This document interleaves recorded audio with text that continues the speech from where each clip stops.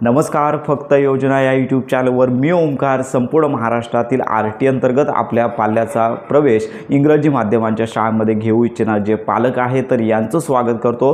RT प्रवेश प्रक्रियेसंदर्भात खात्रीशीर माहिती आपल्या चॅनलवरती दिली जाते। तर आजचा हा महत्त्वाचा व्हिडिओ सर्व पालकांसाठी आहे आणि सगळ्यात प्रथम मी पालकांना सांगू इच्छितो की आजच्या या व्हिडिओमध्ये जर काही तुमच्या शंका असतील, RT प्रवेश प्रक्रियेसंदर्भात तुमचा काही डाऊट असेल तर या व्हिडिओच्या कमेंट बॉक्समध्ये नक्की कळवा। प्रत्येक कमेंटचं उत्तर आमच्यामार्फत तुम्हाला दिलं जाणार आहे। अनेक पालकांसाठी आनंदाची बातमी आपण 2 दिवसांपासून देतच आहोत। 1 किलोमीटरची अट रद्द झालेली आहे, पण अजून हा जो ऑप्शन आहे तो पोर्टलवरती आलेला नाही आहे। अनेक पालक विचारत आहेत, आम्ही तर चेक करतोय पण हा 1 किलोमीटरचा जी अंतर आहे तेवढंच दिसत आहे। तर आपण यापूर्वी देखील पालकांना सांगितलं होतं की शासनाकडे लक्षात घ्या की जी 1 किलोमीटरची जाचक अट होती ती रद्द करण्यात आलेली आहे। शासनाला आता पुढील 2 ते 3 दिवस देण्यात आलेले आहेत। तर या 2 ते 3 दिवसांमध्ये वेबसाईट अपडेशन असेल किंवा सॉफ्टवेअरची कंपनी असेल त्या संदर्भात बोलणे असेल तर हे जे ऑप्शन आहे ते अपलोड करण्याचे किंवा अपडेट करण्याचे जी प्रोसेस आहे तर यासाठी कमीत कमी 2 ते 3 दिवसांचा कालावधी लागतो। आणि याच पार्श्वभूमीवरती तुम्हाला माहिती आहे की RT अंतर्गत फॉर्म भरण्यासाठी 18 तारखेपर्यंत मुदत आहे।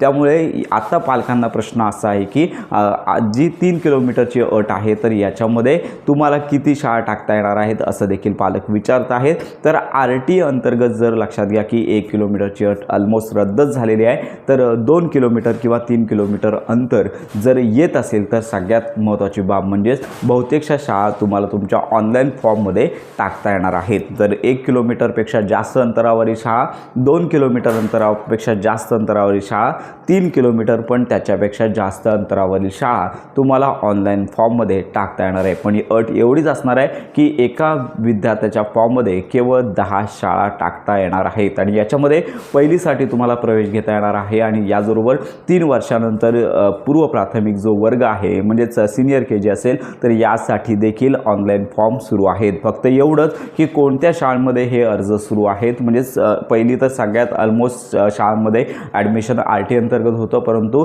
त्याखालचे जे वर्ग आहेत तर काही ठराविकच शाळांमध्ये होत असतात। त्यामुळे पालकांना शाळांची लिस्ट पाहायची आणि त्याच्यानंतर तुम्हाला फॉर्म भरायचा आहे।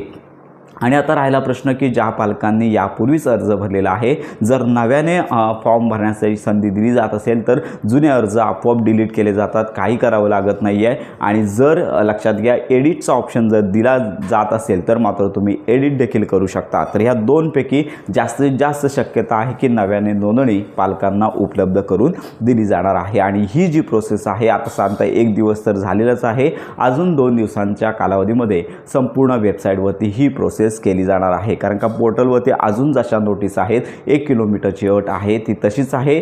तर अशा प्रकारची ही महत्त्वाची माहिती आहे। लवकरच वेबसाईट अपडेट होईल आणि पालकांना नव्याने फॉर्म उपलब्ध होणार आहेत। फक्त एवढंच की यावर्षीची RT प्रवेश प्रक्रिया उशिरा चाललेली आहे, त्यामुळे या संदर्भात पुढची जी लॉटरी पद्धत आहे ती देखील उशिरा चालणार आहे। तर या संदर्भात आपण प्रॉपर माहिती देतच आहोत। तर या संदर्भात तुमच्या सर्व शंका असतील तर त्यांचं समाधान झालं असेल तर अशा प्रकारची ही महत्त्वाची माहिती संपूर्ण महाराष्ट्रातील जे पालक आहेत आपल्या पाल्याचा RT अंतर्गत अर्ज भरत आहेत अशा पालकांपर्यंत नक्की शेअर करा।